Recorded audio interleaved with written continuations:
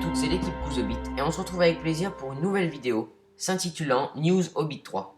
Il y a eu pas mal de nouveautés qui sont arrivées sur le site de Forge World. On vous invite donc à aller vous regarder avec nous dans cette vidéo. On s'excuse mais Kili n'a pas pu être présent pour cette vidéo parce qu'on a essayé de la faire le plus rapidement possible et malheureusement il n'était pas disponible cette semaine et donc du coup je vais devoir vous la faire seul, mais j'espère que j'arriverai à vous donner une vidéo de belle qualité. Donc on va tout de suite dans les new releases. Donc on arrive, tout au début c'est des packs, donc on y reviendra un peu plus tard. On arrive en dessous, voilà, c'est les 4 nouveautés. Enfin, il y a, on va dire, 2 nouveautés. Il y a tout d'abord les Gundabat Ogre, donc c'est ceux à 60 points. Honnêtement, j'en étais pas très fan au niveau des règles et même dans le film. Après, la sculpture est quand même très bien réalisée, même si j'aime pas les figurines, même si j'aimais pas le profil. Au niveau de la sculpture, par contre, moi je les aime quand même bien. Je sais pas si je les achèterai. Après, donc vous voyez, c'est 28 livres. Honnêtement, ça reste raisonnable, entre guillemets, pour un troll, puisqu'on aurait pu attendre que ce soit plus cher. Vous voyez ici qu'il y a un pack où il y en a 2 disponibles à 56 livres, donc il n'y a pas de, euh, pas de ristourne, excusez-moi. Donc je vais cliquer là pour vous montrer un petit peu les différentes photos. Donc là, on a, voilà, avec la résine, bon, il n'y a rien d'extraordinaire. L'autre pose, donc là, vous voyez, il a un petit socle, donc ça peut être intéressant. Vraiment, c'est des figurines, si vous les aimez bien de base, je pense que vous serez très content de ces figurines parce que elles sont vraiment très bien moulées. Je trouve la sculpture et les postures vraiment bien. Elles sont assez dynamiques. Lui, ils ont un peu les poings fermés, comme si voilà, ils étaient vraiment dans l'action. Enfin, je trouve que les poses sont quand même assez sympas.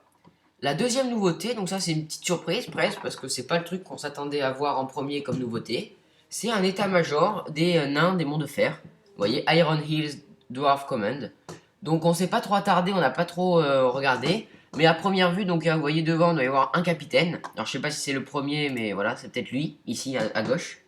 À droite, donc il y a une bannière, je pense, hein.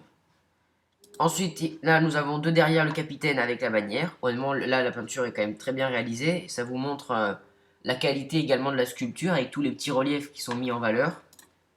Là, c'est toujours les mêmes figurines. Je sais pas pourquoi ils nous montrent que ces deux-là. Peut-être que... ouais, je pense à mon avis qu'en fait, il n'y a que deux figurines. Oui, ça doit être ça. Oui, pardon. Donc oui, il y a deux figurines. Et derrière, en fait, ce qui nous trouble, c'est qu'ils montrent d'autres figurines. Mais en fait, c'est des guerriers, là, je regarde.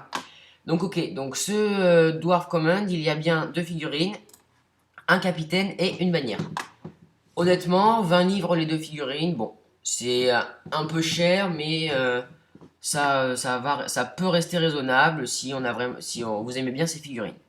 En tout cas, c'est quand même une bonne nouvelle qu'ils aient donné le capitaine et la bannière assez rapidement, puisque ça veut dire que dès maintenant, vous pouvez acheter et jouer une bonne armée des monts de fer, puisqu'il y a quand même déjà des guerriers, la baliste. Il y a aussi également le capitaine, la bannière, excusez-moi, et donc bien sûr, Dan. On continue, on a deux dernières petites nouveautés avant de terminer cette vidéo. On a ici Iron Hill Warband, donc c'est une...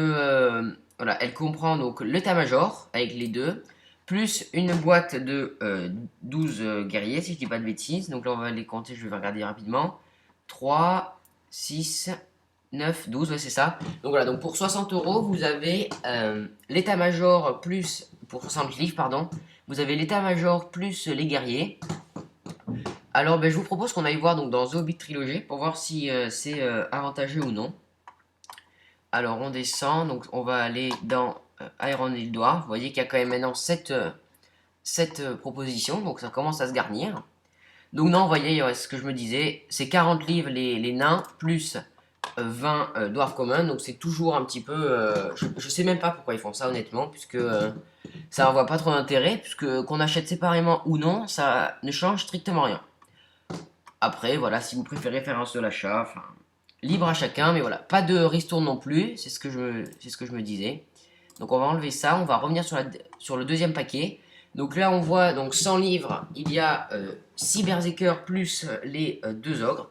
Là de mémoire je dirais que c'est pareil, il n'y a pas de ristourne. Puisqu'on va regarder, alors ici c'est bien, c'est 22 livres, ah peut-être. Peut-être, non en fait non, parce que vous voyez 22 x 2 ça fait 44. 44 plus 56 ça fait bien 100. Donc une fois de plus, pas de ristourne. En tout cas, on espère que cette vidéo vous aura plu, que bon, c'était une petite vidéo rapide pour vous présenter les quelques nouveautés qu'il y a eu. Si vous voulez qu'on fasse si vous voulez qu'on continue cette série pour vous tenir au courant, n'hésitez pas à vous abonner, à mettre un like pour nous encourager à être de plus en plus réactifs et à vous donner de plus en plus d'infos. On se retrouvera très vite dès qu'il y aura de nouvelles sorties et on vous dit merci à vous tous et à la prochaine.